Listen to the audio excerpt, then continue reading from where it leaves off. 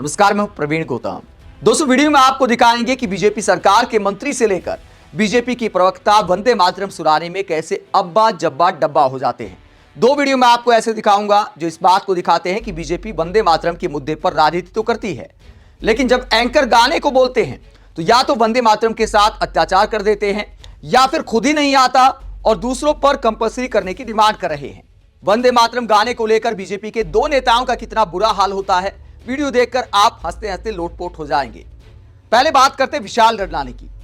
संगीतकार विशाल डडलानी ने वंदे मातरम पर बहस को लेकर मोदी सरकार को आईना दिखाया है।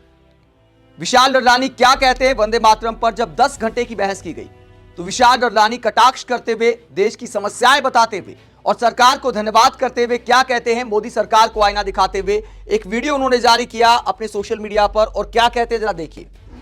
हेलो भाइयों और बहनों, बड़ी खुशखबरी की बात है आपके लिए। कल हमारे पार्लियामेंट में, इंडिया के पार्लियामेंट में 10 घंटे वंदे मातरम पे बहस की।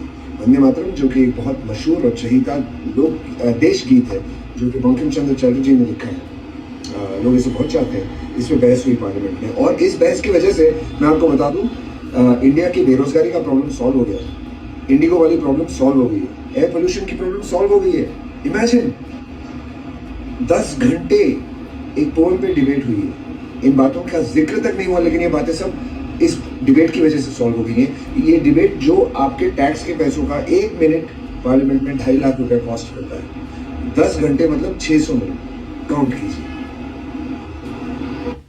तो विशाल डडलानी कटाक्ष करते हैं कि 1 मिनट का 2.5 लाख का खर्चा आता है जनता के टैक्स के पैसे का संसद को चलाने में, और वहां पर 10 घंटे हमारे राष्ट्रीय गीत पर बहस होती है। और बहस किस बात को लेकर होती है, बहस आखिरकार करना क्यों है, और 10 घंटे चर्चा की जरूरत क्या है, और क्या उस चर्चा में देशभक्ति जगाई गई, एक दूसरे को कोसा गया। बीजेपी वालों ने कांग्रेस का इतिहास बताया, पंडित नेहरू पर आरोप लगाए, और कांग्रेस वालों ने बीजेपी का इतिहास बताया। तो उससे आखिरकार देश को मिला क्या? क्या देशभक्ति जाग गई? आरोप प्रत्यारोप के अलावा आखिरकार हासिल क्या हुआ है? राष्ट्रीय गीत पर राजनीति करने के लिए क्या बहस की जाती है? क्या इतिहास के फैक्ट के साथ तोड़ मरोड़ कर खेल करके पूर्व सरकारों को कोसने से राष्ट्रीय गीत का सम्मान होता है? तो आखिरकार देश को इस बहस से हासिल क्या हुआ? बहस अब आई गई हो गई, संसद का टाइम वेस्ट हो गया। वैसे भी 15 दिन बैठक होनी है इस सत्र में, उसमें अगर एक दिन राष्ट्रीय गीत पर बहस में चला गया तो आखिरकार इससे देशभक्ति का कौन सा जज्बा जाग गया? यह सवाल मोदी सरकार से है कि आखिरकार इस मुद्दे पर डिबेट की जरूरत क्या थी। विपक्षी नेताओं ने सवाल भी उठाया कि वंदे मातरम देश की आत्मा में बसा हुआ है, स्कूलों में गाया जाता है, अलग अलग फंक्शन में गाया जाता है, तो 10 घंटे बहस की आखिरकार जरूरत क्या थी जब समस्याओं पर बोलने का टाइम नहीं दिया जाता। प्रियंका गांधी ने तो इस पर कटाक्ष भी किया था कि सरकार ने ही शर्त रख दी। यह शर्त रखने का आरोप लगाया प्रियंका ने कि पहले वंदे मातरम पर बहस होगी, उसके बाद जो विपक्षी नेता मांग कर रहे हैं इलेक्टोरल रिफॉर्म, उस पर बात होगी, चुनाव सुधार पर बाद में बात होगी, पहले वंदे मातरम पर बहस करनी होगी। आपने बहस मांगी है, आप तो इलेक्टोरल रिफॉर्म्स की बहस नहीं मांग रहे थे कि जब तक हम इस पर बहस नहीं करेंगे तब तक उस पर बहस नहीं होगी। इसकी वजह क्या है? हम आज यहाँ ये बहस क्यों कर रहे हैं? हमारा राष्ट्रीय गीत है, इस पर क्या बहस हो सकती है? हम ये बहस यहाँ आज 2 वजहों से कर रहे हैं। पहला कि बंगाल का चुनाव आ रहा है, हमारे प्रधानमंत्री अपनी भूमिका निभाना चाहते हैं उसमें, और दूसरी वजह ये है, ये मकसद है, पुरानी मकसद इनकी अध्यक्ष महोदय, कि जिन्होंने स्वतंत्रता की लड़ाई लड़ी, जिन्होंने देश के लिए बड़ी बड़ी कुर्बानियां दी, उन पर सरकार नए आरोप लादने का मौका चाहती है, देश का ध्यान फिर से जनता के ज्वलंत मुद्दों से भटकाना चाहती है। यही एक मकसद है आपका मकसद है कि हम फिर से उसी अतीत में मंडराते रहें, उसी की तरफ हम देखते रहें जो हो चुका है, जो बीत चुका है, क्योंकि ये सरकार वर्तमान और भविष्य की ओर देखना ही नहीं चाहती, वे इस काबिल ही नहीं रही। तो प्रियंका गांधी ने आरोप लगाया कि बंगाल चुनाव को ध्यान में रखते हुए जानबूझकर बंकिम चंद्र चट्टोपाध्याय ने जो राष्ट्रीय गीत लिखा उस पर डिबेट करने का फैसला किया मोदी सरकार ने, जबकि बहुत सारी समस्याएं हैं जिस पर बात होनी चाहिए। और भी कई सांसदों ने सवाल उठाया कि इस पर बहस की आखिरकार जरूरत क्या है। यह आरोप लगाया कि जरूरत इसलिए है क्योंकि मोदी सरकार को राजनीति करनी है। संसद से लेकर टीवी डिबेट तक बीजेपी के तमाम नेता एक आध लाइन का रट्टा मारकर आते हैं और कहते आप गा कर दिखाओ, लेकिन बीजेपी सरकार के मंत्रियों को बीजेपी के प्रवक्ताओं को कितना राष्ट्रीय गीत गाना आता है, वंदे मातरम की पंक्तियां कितनी याद हैं। दो वीडियो में आपको दिखाता हूं, आपको हंसी आएगी। पहला वीडियो जरा देखिए, ये पुराना वीडियो है राहुल कंवल के साथ डिबेट का। इंडिया टुडे में उस वक्त रहा करते थे राहुल कंवल। और ये है बलदेव सिंह औलख, यूपी सरकार में मंत्री हैं। वंदे मातरम पर कहते हैं कि भैया वंदे मातरम तो गाना होगा, वंदे मातरम तो हर बच्चे को कंठस्थ होना चाहिए, कंपल्सरी होना चाहिए। उसके बाद राहुल कंवल कहते 4 लाइनें सर, 4 लाइनें गाकर सुना दीजिए।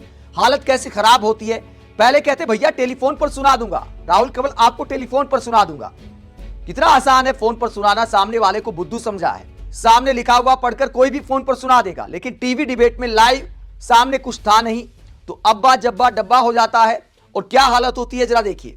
डिबेट खत्म कर दी, हमने डिबेट खत्म कर दी, आप मुझे गा के सुना दीजिए। ठीक है, अलग से आप गा के सुना दीजिए। डिबेट छोड़ दी, हमने डिबेट छोड़ दी। 4 लाइनें सुना दीजिए प्लीज। मैं आपको टेलीफोन पर नहीं आपसे मैं सीधा सुना दूंगा। अभी सुना। कहते टेलीफोन पर सुना दूंगा, सीधा सीधा सुना दूंगा। उसके बाद राहुल कंवल कहते सर मैं हाथ जोड़ता हूं। मतलब 6 मिनट तक ये रिक्वेस्ट चलती है, लेकिन बलदेव सिंह औलख की बत्ती गुल हो जाती है। आगे क्या होता है इस सीन में जरा देखिए। हाथ जोड़ देते राहुल कंवल।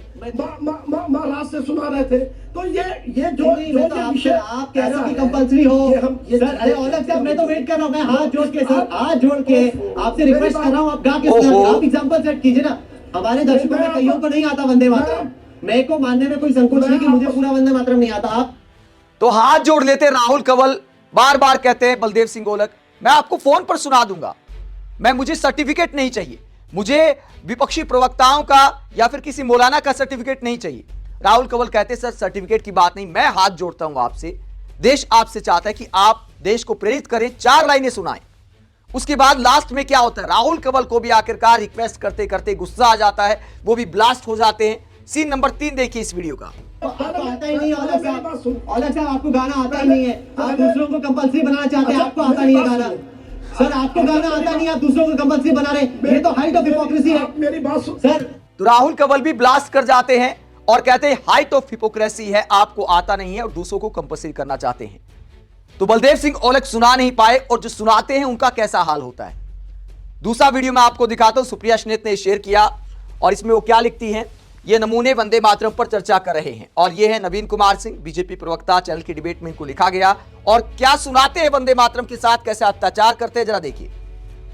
वंदे मातरम सुजलाम सुफलाम मलयज शीतलाम संशयाम मलयाम सुब्रत ज्योतिषम पुलकिस्याम वंदे मातरम पुलकिसता सुमिता दुमल सुनामीन सुहासिन सुमंद्र भुस्मानी वंदे मातरम। मतलब ये नेता कंपल्सरी करने की बात करते हैं, पढ़कर बोल रहे हैं और फिर भी नहीं बोल पा रहे। हर शब्द के साथ अत्याचार, हर शब्द गलत बोला है यहां पर बीजेपी के प्रवक्ता ने, और कितना गलत बोला है कि मजाक का विषय बना दिया है। तो क्या ऐसी राजनीति देश में होनी चाहिए। वंदे मातरम देश का नारा है, वंदे मातरम हमारी आजादी का नारा है, और आज भी जब देशभक्ति की बातें होती हैं तो वंदे मातरम का नारा हम लगाते हैं, जय हिंद का नारा हम लगाते हैं। लेकिन क्या यह डिबेट का विषय है, क्या यह देशभक्ति साबित करने का विषय है।